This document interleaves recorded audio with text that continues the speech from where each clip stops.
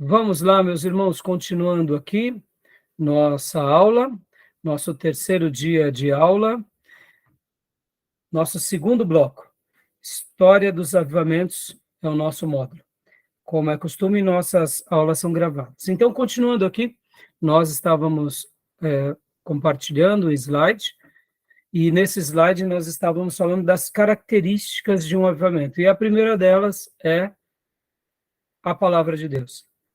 Uma redescoberta da palavra de Deus e colocar ela no devido lugar pelo qual ela merece estar, que é em primeiro lugar. Porque quando nós damos esse devido valor à palavra de Deus, automaticamente nós estamos considerando o autor da sua palavra, que é o próprio Deus. Em segundo lugar, nós acabamos de ler que também há uma forte evidência de oração. Essas pessoas que se voltam à Bíblia, se debruçam à Bíblia, que creem nela, que praticam ela, automaticamente se voltam a Deus em oração, em orações individuais e em orações coletivas. E foi aí que nós paramos a nossa leitura. E agora, uma terceira característica de um avivamento espiritual. Então, vamos lá? Eu vou compartilhar aqui com vocês.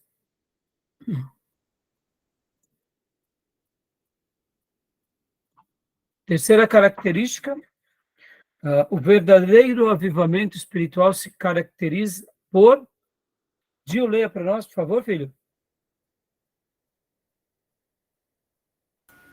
Agora, 2.3. Desabrochar dos dons espirituais, sem que isso provoque competições, comparações nem orgulho. Dá uma pausa aqui. Aqui é um ponto, eu diria, crucial. Crucial. Os dons passam a ser praticados e não há disputas, nem a boa disputa. Você sabe que nós, brasileiros, temos uma dificuldade muito ruim até de disputar, né? Eu não sei se é por causa da influência da pobreza, se é por causa da influência, eu diria, da lei do Gerson, de tomar vantagem em tudo. Eu não sei dizer, e aí está além de mim. Mas nós não sabemos disputar, a boa disputa, aquela disputa de o melhor vencer. Pode ver que numa empresa, quando há uma disputa, é um tentando pisar sobre o outro, é um tentando acabar com o outro. Em culturas em que, de fato, você foi bem instruído, você tem a disputa e o melhor vence. E você admite a sua derrota, não porque você é o fracote, mas porque o outro te sobrepujou. Eu me lembro de um jogo de tênis que foi muito interessante. Foi o Rafael Nadal, que é o grande tenista espanhol, e o Fonini, que é um italiano. E eu me lembro que foi um Grand Slam. O Grand Slam, geralmente, ele tem 5 sets, por isso que é chamado Grand Slam. Tem várias regras, né? Tem vezes que Grand Slam demoram 3, 4, 5 horas. E o Nadal, ele estava vencendo de 2-0. E, assim, estatisticamente, ele tinha os números, né? O tênis, você acompanha muitos números. Então, quando o Nadal ele abria 2 pontos de vantagem num Grand Slam, nas estatísticas ele ganhava, ele fechava o jogo. Era uma estatística bem pequenininha de uma derrota que aconteceu, sei lá quando. E o Fonini, de repente, fez 2-1. E o Fonini fez 2-2. Até aí, irmão, já tinha durado umas 3 horas de disputa. O ginásio praticamente enlouqueceu, porque o Nadal ele estava em gotas e o Fonini estava em gotas, aquelas disputas de 10 bolas, correndo para todo lado, pontos, uns dos mais maravilhosos, e foi então para o quinto set. E no quinto set foi aquela disputa ferrenha até o final, e o Fonini ganhou. E quando o Fonini ganhou, que não era... o Nadal já sempre foi um medalhista, um campeão muito mais de prestígio do que o Fonini, perguntaram pro Nadal, Por que você perdeu? Aonde foi que você errou? Ele disse, olha, foi um grande jogo, mas, de fato, o Fonini foi melhor do que eu. O resultado indica isso e ele foi melhor do que eu. Irmãos, ouvir isso de uma lenda, né, que em 2014 o Nadal ele já ia se aposentar no tênis, até hoje não se aposentou, meus irmãos, 10 anos depois, né? É cômico, né? Porque o tênis geralmente tem, os campeões eles têm uma vida assim de ser campeões durante 3, 4, 5 anos. O Nadal é campeão desde a década de 2000 e bolinha, ele já estava ganhando, estamos em 2024, continua jogando, né? Então, imagina, 20 e poucos anos vencendo torneios, disputando com a várias gerações. E naquele dia eu lembro disso e foi impressionante, porque ele falou assim, não, o Fonini jogou melhor do que eu. E para ele, assim, ele tem uma disputa muito elevada. Eu até costumo dizer e brincar, né, que se existisse um exército de Rafael Nadal, a gente estaria perdido, porque, irmãos, é uma coisa assim sobre-humana, a disposição e a superação dele. Então, assim, a boa disputa faz com que você veja que o outro foi melhor do que você. Vamos ser honestos, irmãos. Entre os apóstolos, uma boa disputa era normal. Quem é melhor na oratória? Quem é melhor na escrita? Quem é melhor na pregação? Quem é melhor no ensino? Está entendendo? Isso faz parte da vida. Nós somos de uma cultura, de um povo em que a educação básica é bem rala. Então, até na hora de disputar, a gente vence do outro passando por cima. Então, olha só, por que eu estou gastando esse tempo aqui nesse ponto? Uma das características do avivamento é que há, de fato, o desabrochar dos dons espirituais, sem que isso provoque competições, comparações, nem orgulhos. Essa máxima aqui é muito interessante. E aí eu digo para vocês, entre o povo de Deus tem competições, tem comparações e tem orgulhos? Então é a prova que a gente não está vivendo o avivamento. Porque quando eu vejo o outro tendo mais do que eu, e eu não fico com dor de cotovelo, isso é prova que eu estou num caminho da espiritualidade saudável. Agora, quando eu vejo o outro crescendo mais do que eu, e eu, meu Deus, o que ele está fazendo? Porque eu estou perdendo o território. Está entendendo? Isso me faz lembrar um pastor que eu assistia ele numa conferência de pastores, e ele disse que, certa ocasião, ele recebeu um pastor amigo, e que entrou dentro da igreja deles, eles tinham acabado de mudar para um grande prédio, e o pastor amigo começou a andar assim na nave, e contar os passos do santuário. E disse, o meu salão ainda é maior do que o seu. Disputas, assim, tipo, tolas. A minha igreja é maior que a tua. Irmãos, como se as nossas igrejas determinassem o tamanho do nosso calibre espiritual. Na igreja primitiva não havia isso. Na igreja primitiva, Paulo era realizado por ser quem ele era, Pedro por ser quem ele era. Os demais homens de Deus, que nem Ananias, que foi um veículo de se restaurar Paulo, ele não se sentia melhor que Paulo porque ele foi aquele que recebeu a visão e orou por Paulo. Ananias poderia ter dito assim, Paulo é meu discípulo, porque eu fui despertado pelo Senhor, lá na rua direita, fui até a casa dele, orei por ele e as escamas caíram. Eu batizei Paulo. Ananias não era vaidoso, não era presunçoso, ele era um servo. Estão entendendo, irmãos? Quando eu falo que a gente tem que sonhar com o avivamento, desejar o avivamento, desejar, porque não há disputas, irmãos. Se a gente vê uma igreja crescendo, a gente fala, que coisa linda, eu quero aprender com eles, mas se eu não crescer como eles, eu vou orar por eles, para que eles continuem crescendo. E podem ver que muitos que crescem dizem assim, eu não sou como aqueles hipócritas fariseus que ficam sempre no mesmo lugar. Interessante, né, irmãos? Eu me lembro de um pastor amigo, um pouco bobinho, tá, irmãos? Eu não vou dar o nome, que é meu amigo ainda. Um dia ele chegou para mim e falou, e aí, você continua meio fariseu? Sua igreja já cresceu para quantos milhares? Porque ele era de um movimento desses que gostava de inflar.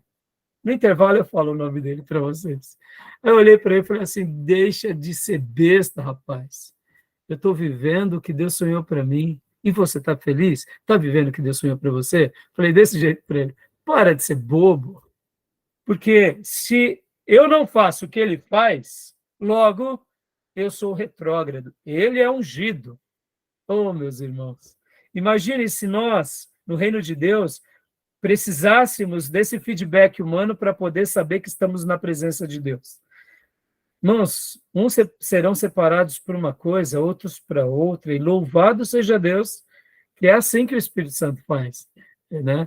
Então, uma das evidências lindas é essa, é esse compartilhar dos dons, é essa exuberância nos dons, e é esse desabrochar, sem que haja essas disputas tolas e fúteis.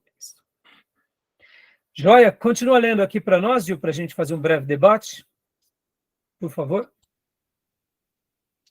Ok.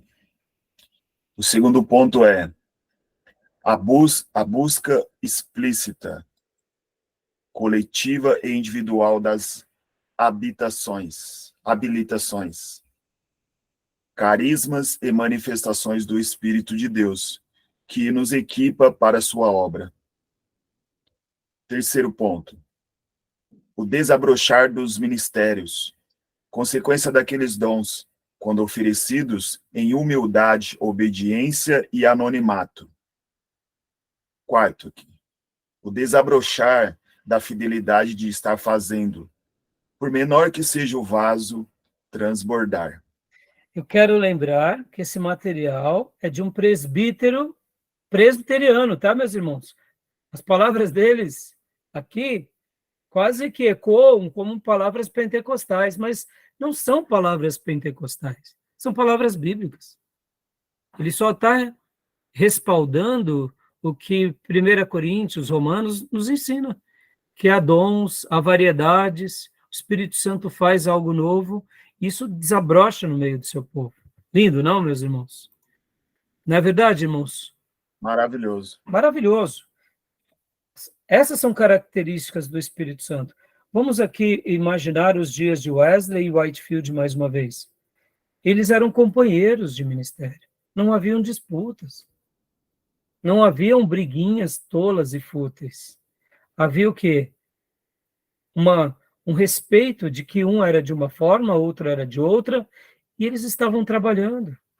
Eu sei que nós, muitas vezes, teremos algumas dificuldades com alguns irmãos, com alguns ministérios, mas isso são as nossas dificuldades, são os nossos problemas. Mas eu vejo o quanto a igreja brasileira superou isso ao longo desses últimos 100 anos, com o movimento pentecostal, avivado e o movimento tradicional. Os verdadeiros pastores cheios da graça de Deus, dessas três linhas, sejam eles tradicionais históricos, pentecostais ou avivados, eles circulam bem entre eles. Sabem o que estão fazendo, respeitam e um cresce com o outro. No primeiro momento, houve atrito, houve dificuldade, mas isso foi resolvido. Então, louvado seja Deus e que Deus continue fazendo isso. E eu entendo, irmãos, que realmente é algo assim, de fato, quando Deus está derramando da sua presença e que Deus está ali nos conduzindo a um caminho de avivamento. Eu me lembro de uma declaração do Dr. Russell Shedd, que eu ouvi uma palestra dele. Irmãos, você vê, né? Eu sempre fui um leitor do Shedd, eu sempre fui um ouvinte dele. Quando eu sabia que ele ia em uma igreja, se eu não podia estar na igreja, eu dava um jeito de pegar o áudio daquela igreja e entrava em contato muitas vezes por telefone, por e-mail. Foi gravado? Foi, então me envia, eu quero comprar esse áudio.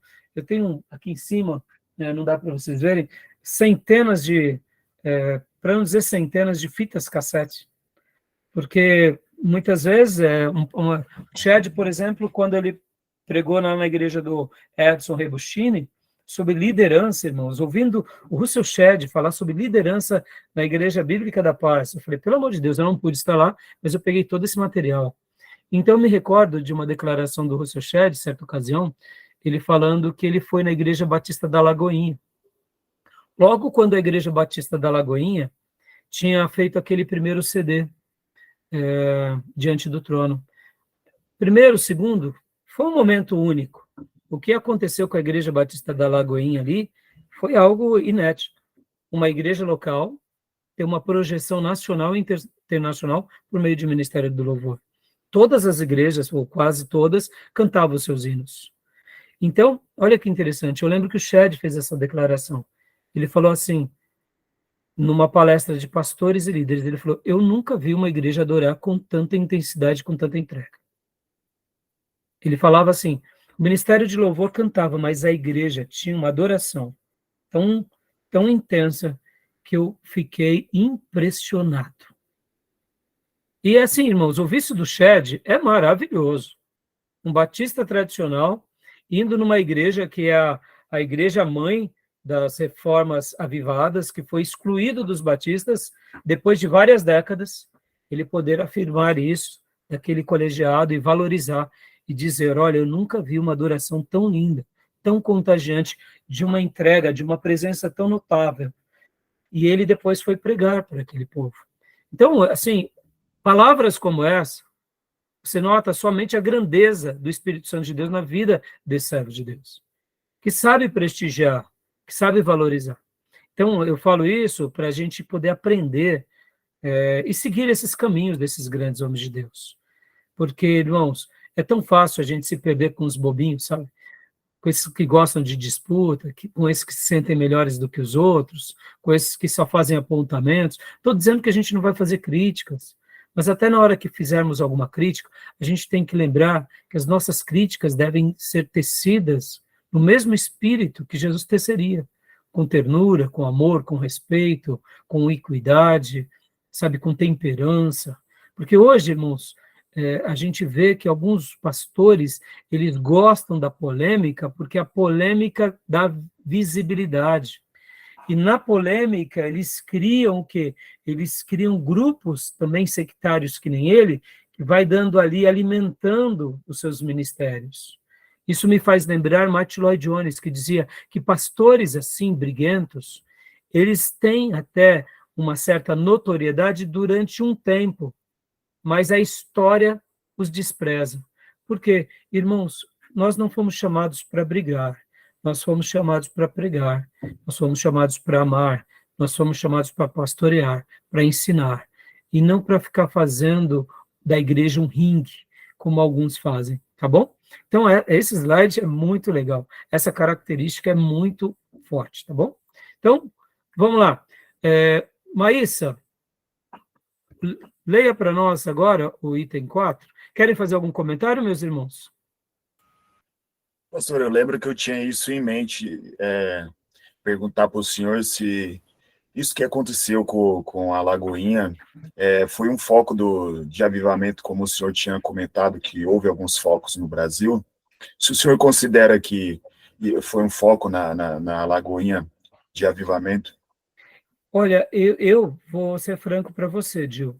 Eu acredito que se não foi um avivamento local, foi uma visitação especial em uma comunidade, porque, Gil, só vou dar um número para você. Quando eles vieram fazer aqui a gravação do seu CD em São Paulo, eles literalmente uniram milhões de pessoas, como acontece na Marcha para Jesus. O que a Lagoinha fez em alguns lançamentos dos seus CDs foi sobre-humano. Não foi algo normal.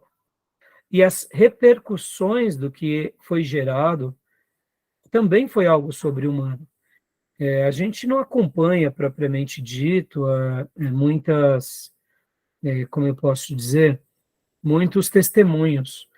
Mas durante aqueles dias, ver esse ministério ter aquela expressão nacional tão grande e internacional, se não foi um avivamento local, foi uma visitação especial em uma igreja. Porque pensem assim, a Lagoinha, só para vocês terem uma ideia, irmãos, a Lagoinha, ela não é mais da Convenção Batista Nacional. Pelo que me parece, já há alguns anos ela saiu, ela é uma igreja independente. Ela é uma igreja batista nacional, só que independente. E essa força dela não era pela denominação Batista Nacional, porque eu não sei se você sabe, né? Quando o Rego do Nascimento e o pastor Enéas foram excluídos da Convenção Batista lá no campo Caio Martins, do Fluminense, no Rio de Janeiro, logo depois de algum tempo, esses pastores que foram excluídos, junto com outros pastores, criaram uma associação e logo depois de um tempo criou-se, então, a Convenção Batista Nacional, da onde nasce a nossa igreja, inclusive, a igreja que eu pastoreio. E a Lagoinha, ela era uma das igrejas mais velhas sobre essa questão da Convenção Batista Renovada, chamada Convenção Batista Nacional. Só que depois de alguns anos, ela sempre teve uma característica de caminhar mais sozinha. E nesse período do lançamento do CD, se não me falha a memória, eles já estavam, nesse período, caminhando sozinhos. Eles têm uma boa relação com os batistas nacionais, mas tudo que eles faziam não era como Convenção Batista Mineira, mas era como convenção ou como igreja local. Então, assim, eu não posso falar se foi, se não foi, mas eu acho que foi um mover do Espírito Santo maravilhoso. Você pega todos os CDs dele até Diante do Trono 5, realmente é especial, um toque especial. Só para vocês terem uma ideia, na década de 90, quando eu estava no seminário, eu estava no meu 3º ano de seminário, eu me formei em 93, então deve ter sido em 91, ou foi no 2º ano ou no 3º ano. Eu fui para um congresso batista nacional lá no ginásio Caio Martins, lá no Rio de Janeiro, em Niterói. E quando nós estávamos lá, foi uma semana muito legal, e o ponto alto do congresso era no sábado.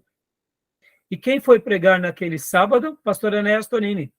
E quem foi tocar no sábado, irmãos? Veio de Minas Gerais uma banda com orquestra, e tinha uma menininha que era Ana Paula Valadão. Ela tinha uns 13 anos, era que nem um pouquinho maior do que a Luíse Maísa. Irmãos, foi um culto de sábado maravilhoso no ginásio Caio Martins. O pastor Enéas Tonini pregou. Eu lembro que a caravana que foi de São Paulo, que eu fui com a caravana da Igreja Batista do Povo. Então, foi uns 2 ônibus, eu era seminarista naqueles dias, e eu fui com alguns irmãos da Igreja Batista do Povo. E dentro da turma, havia algumas pessoas não crentes que tinham ido.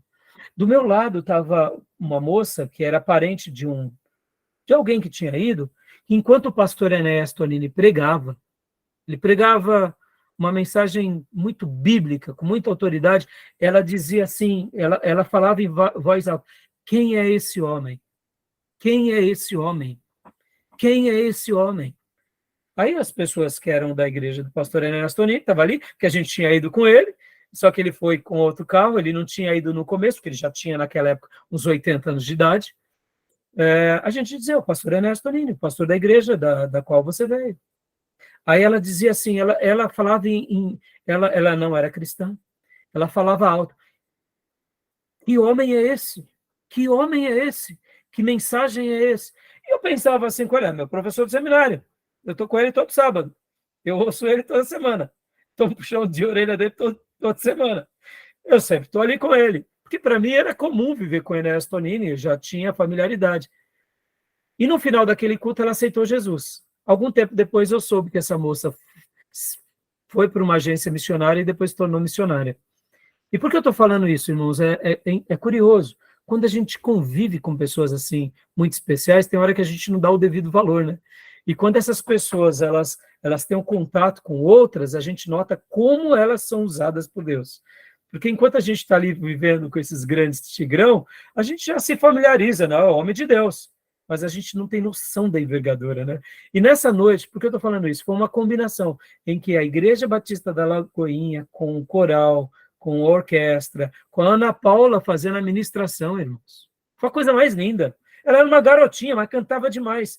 Ou seja, Dil, respondendo a tua pergunta, eu acredito que Deus concedeu àquela igreja, talvez, um mover especial para ensinar o valor da adoração e a importância da entrega. Só mais um adendo aqui, tá? Eu conheci muitos irmãos que todo mês de abril iam lá na Lagoinha, num congresso que eles tinham de louvor, e alguns irmãos aqui de Ferraz, e até mesmo pessoas que eu ganhei para Cristo, falaram assim, pastor Rai, sabe uma das coisas que mais me impressionou lá no congresso, lá na Lagoinha? Depois, isso, eles já estavam famosos, eles já tinham viajado o mundo, gravado 5 CDs. Eu falei, o que foi? Chegamos na igreja, sabe quem estava com a vassoura na mão limpando a igreja, pastor? Eu falei, não. Ana Paula, o André Valadão, os maestros, todos eles limpando o banco para receber o público que ia chegar 2 horas depois. Então, são coisas, Gilson, que se não foi um avivamento local, foi uma visitação maravilhosa para nos ensinar, principalmente esse nicho, que é o nicho do louvor, a ter uma entrega total. Porque vocês sabem que essa é uma área que o diabo deita e rola, né? Pela vaidade, pela soberba. E a Igreja Batista da Lagoinha chegou na contramão, para mostrar o oposto. O que é a disposição a uma igreja, o que é a aliança com uma igreja, o que é uma entrega debaixo de uma autoridade pastoral. É claro que no meio de tudo isso, eu não sei se vocês sabem, e recentemente eu até ouvi o próprio testemunho da Ana Paula, em virtude desse glamour, em virtude dessa notoriedade, eles caíram em várias ciladas. E, inclusive, eles se enfiaram em dívidas astronômicas de pessoas que os conduziram para dívidas, e a Ana Paula, inclusive, passou dificuldades violentas, ela e a família dela, ao ponto, assim, de não terem nem o que comer, depois de toda a fama. Isso a gente não ficou sabendo, né? Não estou dizendo porque eles esconderam, mas para mostrar que até mesmo nisso, a maneira em que eles, por exemplo, souberam administrar a queda. Porque ela mesma, depois pesquisem na internet, ela vai falar que eles passaram por algumas ciladas. Quero acreditar, irmãos, que nesse momento de notoriedade, eles foram fazendo coisas que não eram dos expertises dele, caíram em algumas ciladas administrativas.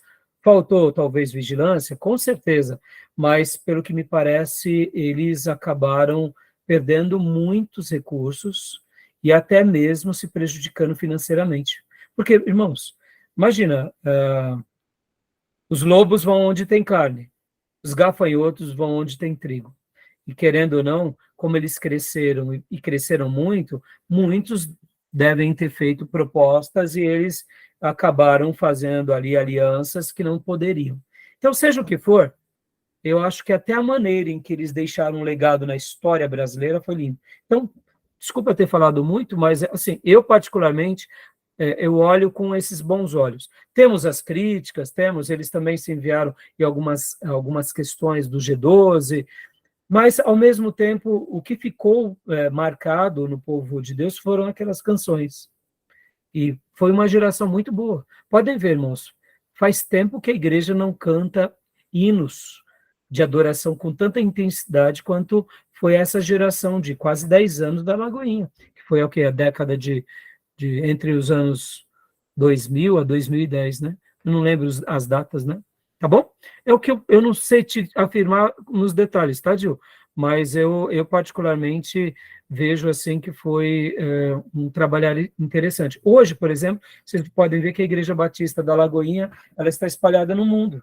Né, houve uma troca de liderança, a Ana Paula já não está mais na Igreja Batista da Lagoinha, o pastor Márcio também, houve várias mudanças, e eles estão aí seguindo o caminho deles. É claro que eles têm uma proposta bem midiática, são bons nisso, e a minha oração é que Deus use muito eles, né? E que Deus conserve eles com essa piedade, para que eles não se enveredem por nenhum caminho herético, né? Porque hoje eles estão espalhados aí no mundo, estão fazendo um evangelismo. Recentemente, eu vi até o Silvio Santos, lá em Miami, dando um testemunho. o André Valadão falou, hoje está aqui conosco o Silvio Santos, e aí eu posso falar? E aí o André Valadão até falou assim, o senhor não pode ver o microfone, né? Vem falar. E aí ele foi ali, o Silvio Santos falou, olha, eu queria sempre conhecer vocês, minhas filhas estão aqui, meus parentes, vocês estão de parabéns, que Deus continue abençoando o trabalho de vocês. Ou seja, irmãos, então assim, eles estão aí espalhados no mundo, né?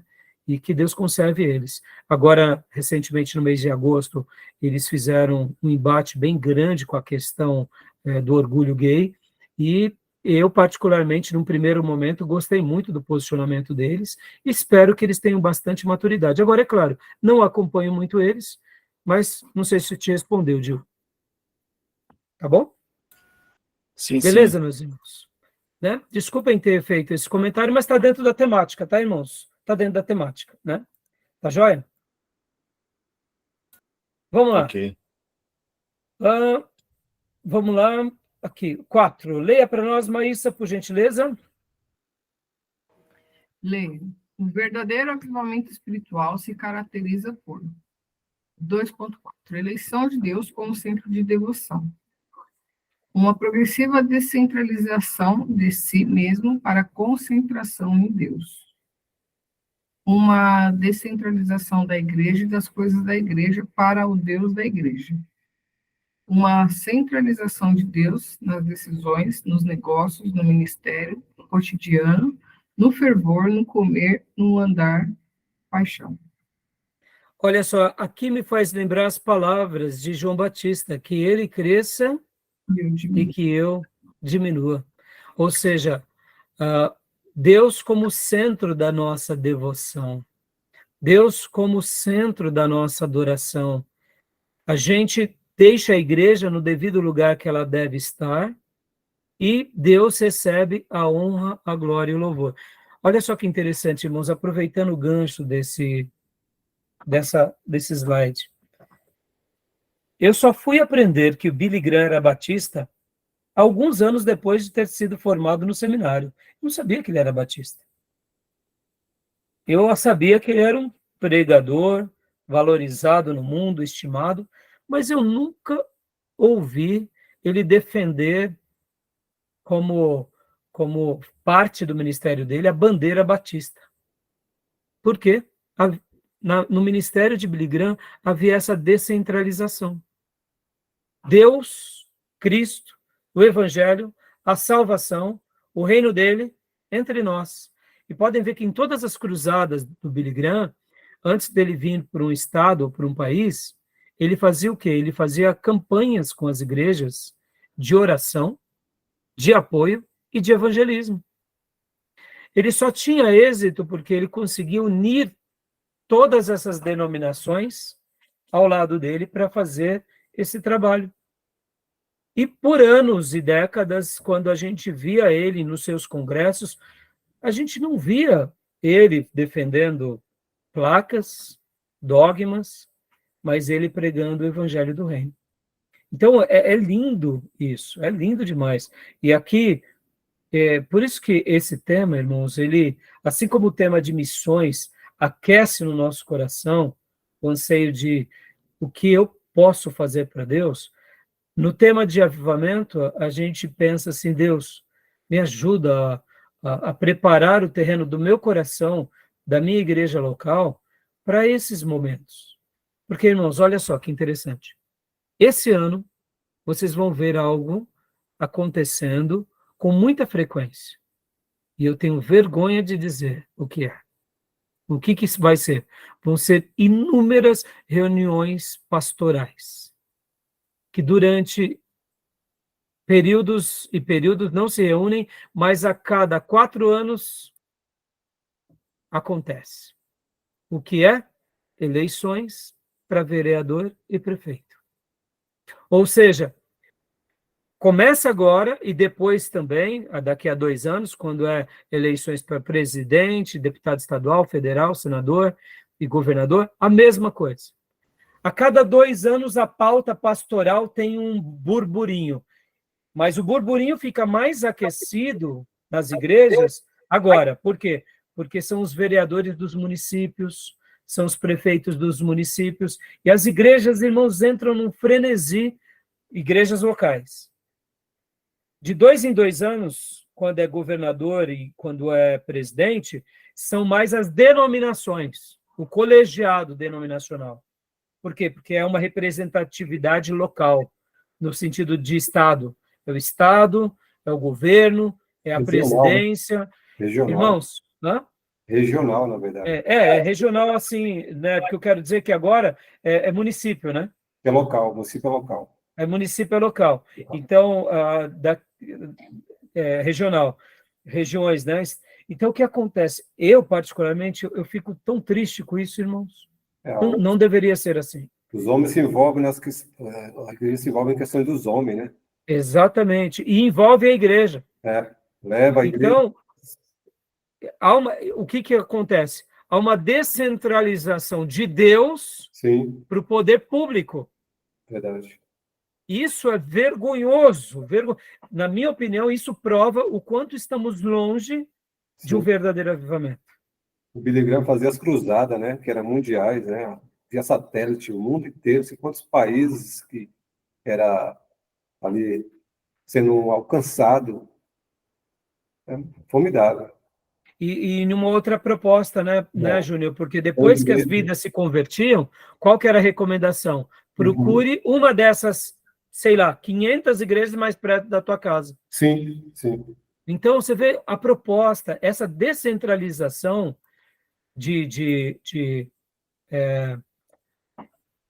da presença do homem para a presença de Deus, das decisões dos negócios políticos para o sagrado, ou seja, Deus como a fonte de devoção, isso é a prova de uma característica de que a igreja está no caminho do avivamento, ou pelo menos ela está no caminho correto, né? Tá bom, meus irmãos? São slides bem objetivos, mas eles acabam sendo bem contundentes, porque sacode a nossa estrutura. Que nem eu tenho amigos da Assembleia de Deus. Esses meus amigos da Assembleia de Deus, eles chegaram para mim, certa ocasião, e, pastor, eu vou estar indo tocar lá sábado em tal lugar, é uma cruzada ao ar livre, mas, poxa vida, o pastor nos obrigou. Eu falei, mas por quê, irmão? Não, porque eles estão desobrigando a gente depois distribuir os panfletos dos deputados e, meus irmãos, vexatório isso daí, vexatório. É uma coisa abominável. Eu falei, você vai? Somos obrigados, pastor. Eu falei, pelo amor de Deus, igrejas, eu fico pensando nos fundadores da Assembleia de Deus. Né? Eu estou falando aqui de ministérios sérios, e esse irmão é do Ministério do Brás. Então, assim, lamentável o que aconteceu com a Assembleia de Deus de Madureira ou do Brás. Lamentável. Isso é lamentável também para algumas igrejas batistas que estão se inclinando para uma agenda política, uma agenda ideológica. Lamentável, até mesmo para os movimentos de direita que fazem da direita a salvação e não Cristo. Lamentável, lamentável. O nosso Salvador tem um nome, é Jesus Cristo, Senhor. Ponto final. Político sobe no púlpito, né, e pedindo voto. Então, assim, guardem isso. Esse ano vocês vão ver. Eu acabei de ser convidado para uma reunião de pastores, eu não fui. Né? Claro, eu tinha outros compromissos, mas mesmo que eu não tivesse, confesso, eu não iria. Eu tenho praticado isso, irmãos, como um ato de protesto. Não estou dizendo que eu sou mais correto, mas aonde eu vejo que tem um viés político, ali já não faço parte, porque eu não quero. Eu quero ir para uma pauta sagrada, porque é a igreja. Agora, se for um assunto político, que ele tem um nome, de fato, nós estaremos fazendo uma reunião entre os evangélicos, falando sobre política. Quem quiser vir, aí é diferente. E não usar de um congresso, não usar de uma ferramenta sagrada para introjetar ali os seus santinhos, porque isso é pecado, tá bom? Bom, é minha opinião, tá, irmãos? Me respeitem. Eu sou daqueles em que dai a César o que é de César e dai a Deus o que é de Deus. Não sou apolítico, tenho a minha eu tenho meu partido, ou melhor, a minha inclinação, meus deputados que eu voto, mas uma coisa é uma coisa, outra coisa é outra coisa. Vou para o púlpito, venho para a aula para falar de Jesus, das Escrituras. E aí falo livremente para todos. até mesmo para aqueles que eu penso que fazem parte, né, daquilo que eu acredito, tá bom? Então, vamos lá, continuando aqui rapidinho. 2.5. Quem quer ler para nós? Quem falta ler? Todos já leram, né? Então, Já, pastor eu posso, Johnny, eu por posso- gentileza. É o Dil agora. O Dil já leu, não já, Dil? Eu li. Então, pastor Johnny, pode voltar. Alguém quis falar alguma coisa? Não? Então, pastor Johnny, por Não. gentileza, pode ler para nós o 2.5? 2.5. Grande sensibilidade ética. Uma capacidade de distinguir o certo do errado proveniente do amor e não do estudo de ética. Esse pode até vir. Pode ler. O demais? Legal. Uma capacidade sobrenatural de responder a essa sensibilidade com ações, reações e coragem. Uma capacidade de perceber injustiças acidentais, pessoais, estruturais e mesmo históricas e lutar por repará-las. Meus irmãos, é algo normal a Igreja de Jesus ter uma atitude ética e moral em momentos de grande espiritualidade ou de avivamento. Se nós estamos vivendo uma espiritualidade contagiante, o nosso viés ético e moral é lá em cima. Mesmo sendo brasileiros, latinos, africanos, mameluques, não importa. A nossa ética e a nossa moral será elevada porque o Espírito Santo ele é elevado e ele nos dará essa capacidade e essa sensibilidade. Nós não precisamos de auxílios externos, podemos até tê-lo, mas mesmo que sejamos uma tribo, os nossos princípios estarão pautados na Bíblia, e a Bíblia nos eleva a isso. Agora, a Bíblia não é um livro ético e moral, mas a verdadeira espiritualidade nos leva a uma vida ética e moral. E aqui eu pergunto, a igreja brasileira é uma igreja que tem valores éticos e morais elevados? Então, irmãos, isso que a gente fica se perguntando. Como é complicado e como é difícil a gente pensar um pouco sobre isso, porque, de fato, isso só atesta o quanto nós estamos aquém do caminho do verdadeiro avivamento. Porque seria normal, entre irmãos maduros, piedosos, terem esse critério elevado da ética e da moralidade. Hoje, nós somos, eu diria, uma igreja voltadas ao quê? A visibilidade e a notoriedade. Deus está conosco porque nós estamos tendo notoriedade, nós estamos tendo fama, nós estamos crescendo. Eu cansei de ouvir de um pastor conhecido, amigo, mas eu sempre questionava ele sobre essa questão. Ele falava assim, não, mas Deus está abençoando, porque tal grupo está crescendo. Eu falava, pastor, crescimento não é evidência de bênção. Crescimento não é evidência de bênção. Crescimento faz parte também de igrejas que crescem abençoadas, mas nem todo lugar que cresce está sendo abençoado. A gente vê hinduístas crescerem nas suas religiões, nós vemos o Islã crescer, nós vemos o Espiritismo crescer, então quer dizer que Deus está abençoando, nós vemos neopentecostal crescer, nós vemos católicos carismáticos crescerem. Crescimento não é evidência de bênção.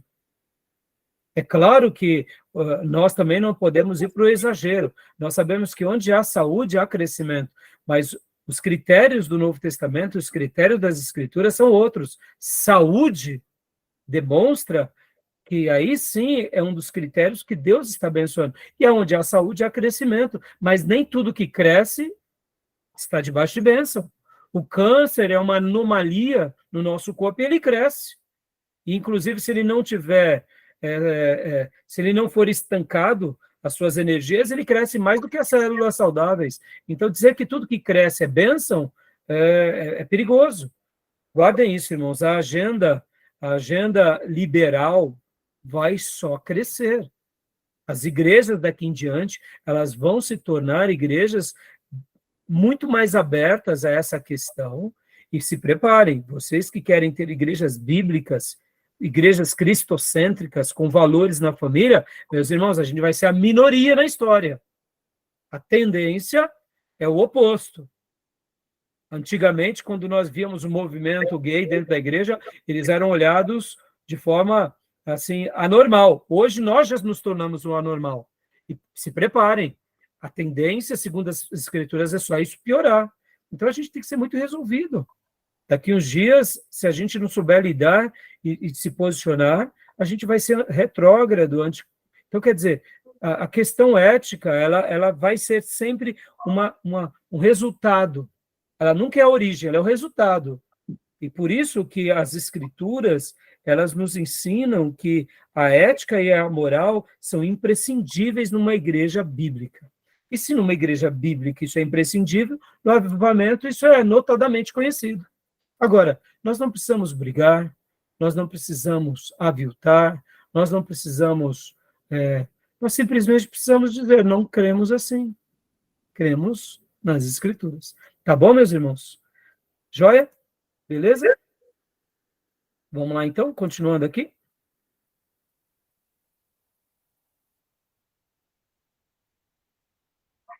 Pode continuar.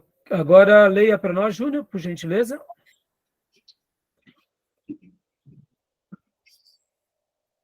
2.6. O verdadeiro avivamento espiritual se caracteriza por 2.6. Transbordamento da comunhão e do compromisso comunitário com a aliança e suas implicações. Crescente disponibilidade para as necessidades dos irmãos, respeitados os traços de personalidade. Crescente busca dos irmãos numa manifestação de dependência e humildade. Crescente amadurecimento de compromissos tácitos, de motivação individual e anônima, que se materializa em presença, constância, fidelidade, fidedignidade, permanência, paciência, benignidade, bondade, altruísmo e serviço humilde. Aqui a gente pode remeter àquela ideia, irmãos, dessa igreja que também tem braços ativos na sociedade. Agora percebam como é fácil a gente se perder em meio a tudo isso. Podem ver que geralmente o social se torna principal de uma igreja. E não é. A igreja existe para adorarmos a Deus. A adoração a Deus é o centro de tudo. E porque adoramos a Deus em espírito e em verdade, nos tornamos solidários com o próximo. Mas percebam, irmãos, é muito sutil, porque uma igreja que começa a ter um viés social, se ela não tiver cuidado, zelo, ela se perde, porque ela passa agora porque faz um trabalho social a ter relevância, e não porque ela adora a Deus. Então, aqui nesse ponto, a gente resgata esse princípio, que a gente precisa, além da comunhão genuína, esse compromisso comunitário, que tem implicações diretas de desenvolver um mundo melhor. Tá bom? Pode falar, Júnior. A igreja, quando o Senhor estabelece, ela já não está, ela já não é munida dessas características, ou ela precisa passar por uma degradação para ela resgatar essa característica com o avivamento? Não. Você não teria que vivenciar, porque até lá, Gálatas fala sobre o fruto do Espírito. Sim. Estou até lembrando, né? Não precisa do avivamento para a igreja ter braços sociais, Júnior. Não. Mas você concorda, Júnior, que em períodos de avivamento, o desdobramento da postura social é natural, é inquestionável. Por exemplo, você vai ver, por exemplo, naquele livro Heróis da Fé, ou em outros acontecimentos, como, por exemplo, grandes servos de Deus que dedicaram sua vida para cuidar de creches, orfanatos. Então, assim, não há necessidade de uma igreja passar por um avivamento para. Uma igreja não precisa passar por um avivamento para ter uma escola, para ter uma creche. Basta ela ter sensibilidade. É que no contexto do avivamento, a comunhão mútua entre o povo de Deus se torna tão intensa que é ao ponto que nós percebemos com muito mais sensibilidade a miséria alheia. Por exemplo, eu gosto muito de usar uma frase na nossa igreja dizendo que não era para existir favela no nosso país. A existência de favela é a demonstração que nós, como Igreja de Jesus, estamos falhando em alguma coisa. A existência de tantos drogados nas ruas e crianças nas ruas é que a gente está falhando em alguma coisa. Agora, eu digo para vocês aqui, friamente falando, e aqui eu estou fazendo uma crítica a mim, em primeiro lugar. Só de ser um pastor piedoso já é uma luta violenta. De ter crentes piedosos já é uma luta violenta. Quem é pastor e obreiro sabe disso. Só da gente ter jovens piedosos na igreja, dedicados, é uma luta violenta. Então a gente já gasta uma energia enorme em cima disso, que já é uma vitória. Só para a gente fazer a manutenção da fé dos irmãos, já é uma luta violenta contra as trevas, contra o mundo, contra os gostos dos irmãos. Então, fora isso, a gente tem ainda essas demandas, essas pautas. Então, o que acontece? Eu acredito que quanto mais uma igreja ela é saudável, naturalmente, ela tem visões de generosidade. Então, por exemplo, eles começam a o quê? A fazer obras, porque é uma questão natural desse grupo. E no momento de avivamento, que a gente entende que não é somente uma igreja, mas são várias igrejas, então esses grupos, eles se unem nessas causas comuns. Eles começam a ser uma voz, não necessariamente política, mas pastoral, inclusive, em pautas políticas. Quando, por exemplo, falamos contra o aborto, quando, por exemplo, falamos na educação, contra a coisa errada na educação. Então, assim, a gente começa a ter uma voz, e não necessariamente a gente vai ver esses pastores sendo políticos. Por exemplo, John Wesley, ele foi determinante na criação de sindicatos. Então, ele não se tornou um militante político, no sentido de se candidatar, mas a maneira em que ele criticava a exploração dos empresários sobre os mineiros, sobre os pobres, fez com que irmãos dentro da igreja, que eram da parte do direito, se mobilizassem, e ali, então, eles junto, orando e apoiando, foram criando o quê? Sindicatos. Outra coisa que Wesley fez também foi o quê? Usar a igreja e a escola bíblica também como reforço educacional.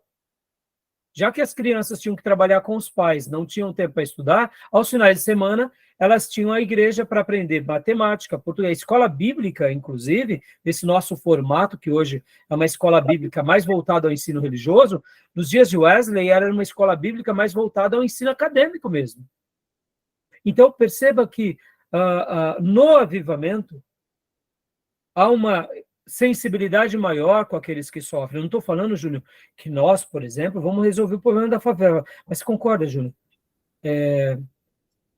Aqui no nosso país é favela, é indústria da seca, é exploração, é corrupção, é corruptores.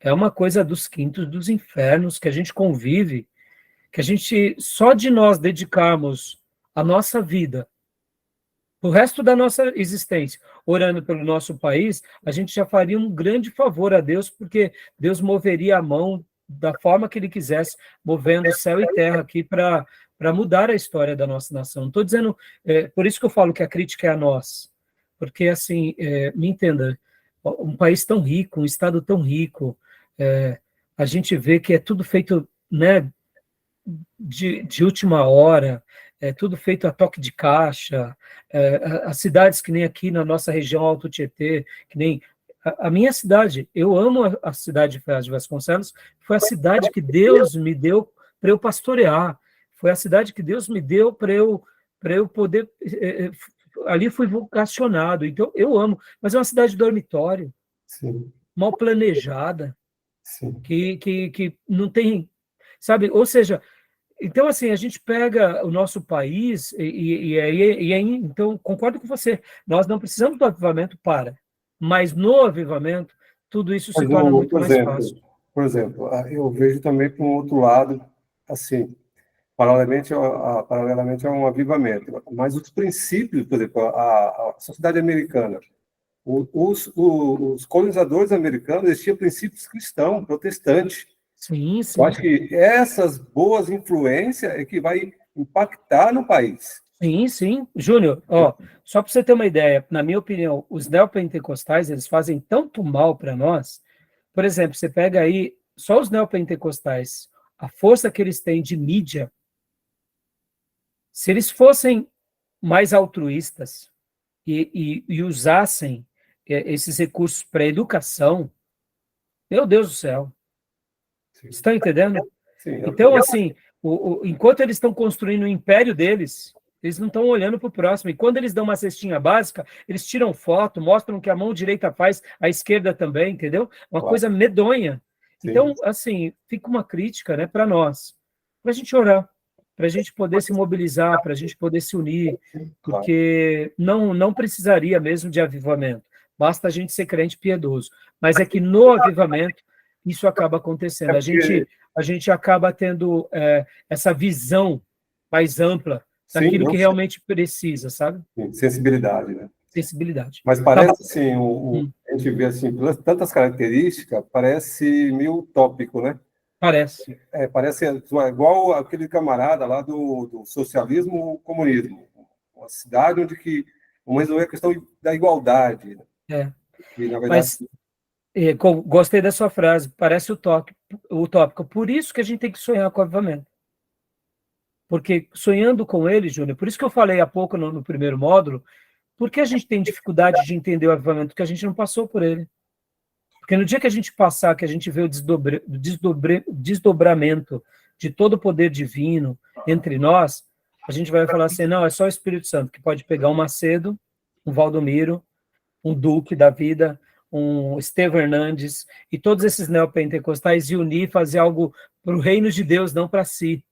E juntar ainda com as igrejas históricas, com R.R. Soares e com os tradicionais, com os pentecostais, e juntos criar algo. É utópico ver esses movimentos unidos. Porque se eles se unem é com pauta política, com pauta de vaidade, mas é possível. Deus pode fazer tudo isso. Deus pode pegar os ricos das nossas igrejas e se unirem em projetos de educação. Júnior, você já parou para pensar? Olha só aqui, ó, por exemplo, não é querendo falar. Essa classe de uma igreja local, de um seminário local, um seminário simples, nosso seminário, eu me sinto honrado por poder estar tocando vocês aqui, tudo, mas nosso seminário é pequeno. Mas olha a força que nós temos aqui de intelectualidade. A força que a gente tem de debater. Então, imagine nós, daqui a 20 anos, tendo 10 vezes mais irmãos intelectuais dedicados, tendo olhos, tendo pessoas ricas, influentes, que queiram construir um mundo melhor. Eu costumo dizer na nossa igreja local, nós, como igreja local, nossa pauta não é social. Nossa pauta é espiritual, é a adoração a Deus. Mas se um dia Deus me permitir, um dos meus sonhos Deus realizou, que é a criação do seminário. Mas eu gostaria muito, se Deus um dia me permitisse, ter um hospital e uma escola. E quando eu digo escola, desde o básico, primário, ensino médio, colégio, e depois, quem sabe, desbravando com faculdades. E por que hospital? Porque eu acho que essas duas áreas, a igreja pode caminhar muito bem se ela tiver sabedoria, e ela agrega muito na sociedade. Você cria profissionais melhores, você educa as pessoas, ou seja, ir no hospital, você socorre as pessoas.